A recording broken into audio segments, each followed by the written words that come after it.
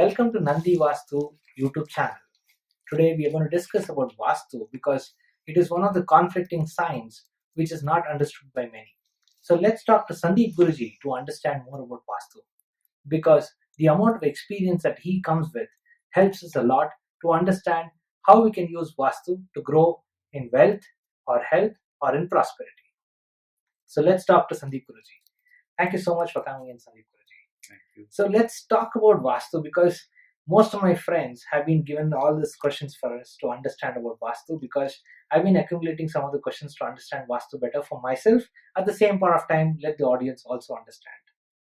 So, what, according to you, is definition of Vastu? Is there any definition?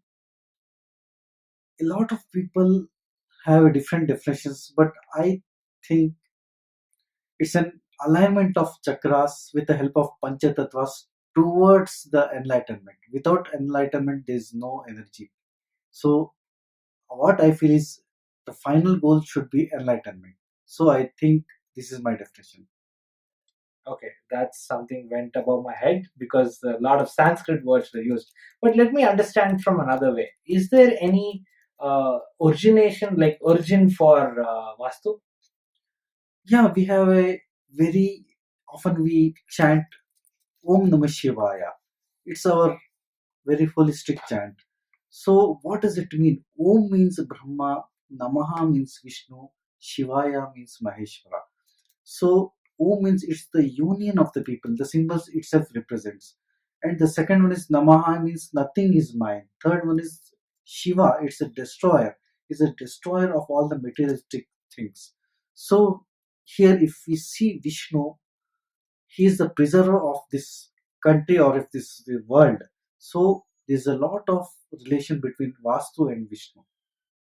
Since you use this word Namaha and compared to Vishnu, how relative or how importance of Vishnu's role in defining Vastu? Yeah, if you see Vishnu, he has got Chaturbhuja, that is four arms. One arms will be having conch shell, and the second arm will be having lotus flower, third arm will be having the Sudarshana chakra, and fourth arm will be having the mace. These four directions represents the four direction of the Vastu. Before starting off this video, we were talking about Vastu slopes. Can you tell me the importance of it and how it can relate it to our nature? See, in the last question you asked me about the Vishnu comparison with Vastu. So I found the conchal is we'll find it in northeast direction. We'll find the conchal in the water element. So that is the reason why water is kept as the steepest point.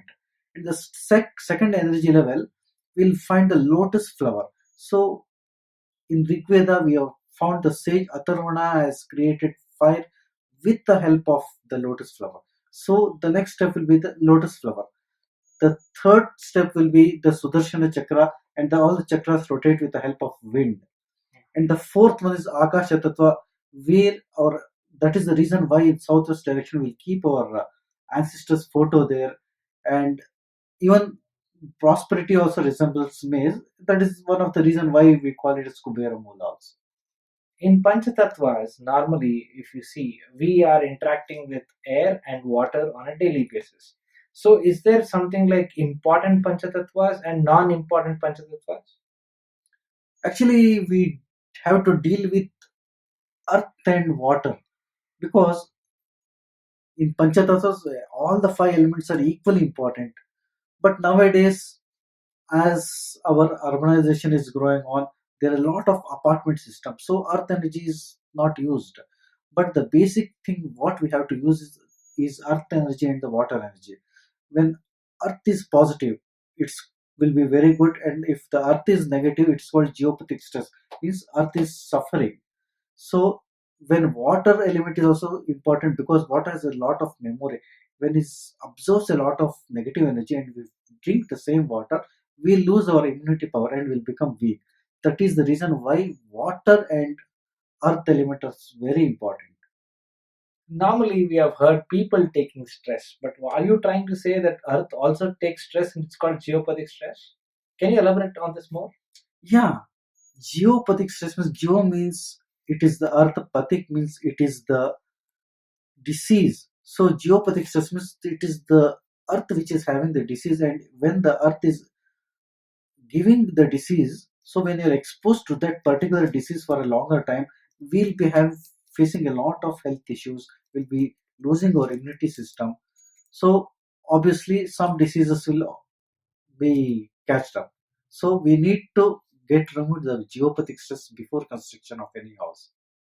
So you are saying before construction. So what if somebody has already construction? So how, I mean, like, what is the best time? Is it like before construction or after construction? So the best time is before construction. And after construction also, sometimes what happens, if we are not putting the pillars or the elevators or the staircase in the right position, negativity will again arise. So there's something called defect correction without demolition. So what happens, we can identify and correct it, because the best thing is before construction of the house you need to get the earth energy positive. And again, while construction also we need to be cautious to where the pillars are coming and where the staircase and elevators are coming. So I have seen couple of friends who are actually staying in non-Vastu compliant house, but they're always thriving in their wealth. Also, they're very more healthier than I am. So how does that work?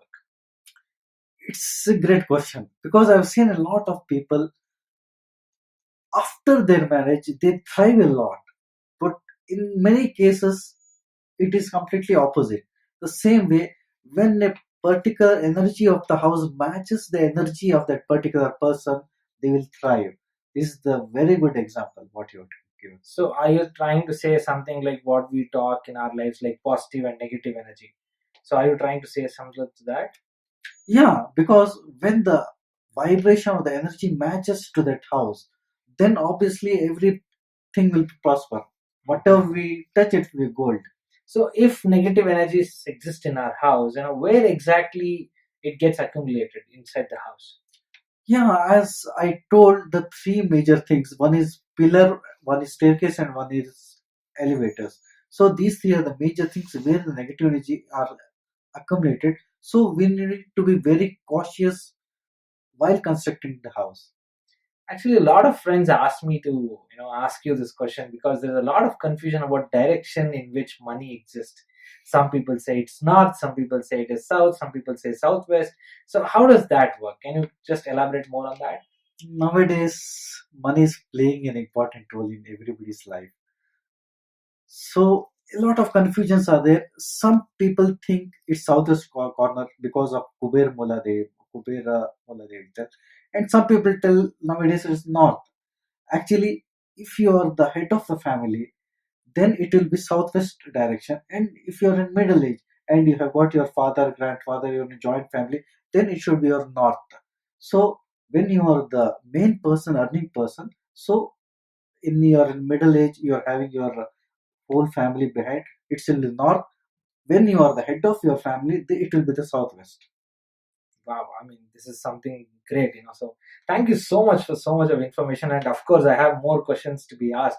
But let me tell my audience that I am actually out of time. So, we'll have to catch up in the next episode. So, if you like this episode, please do share it with your friends and family.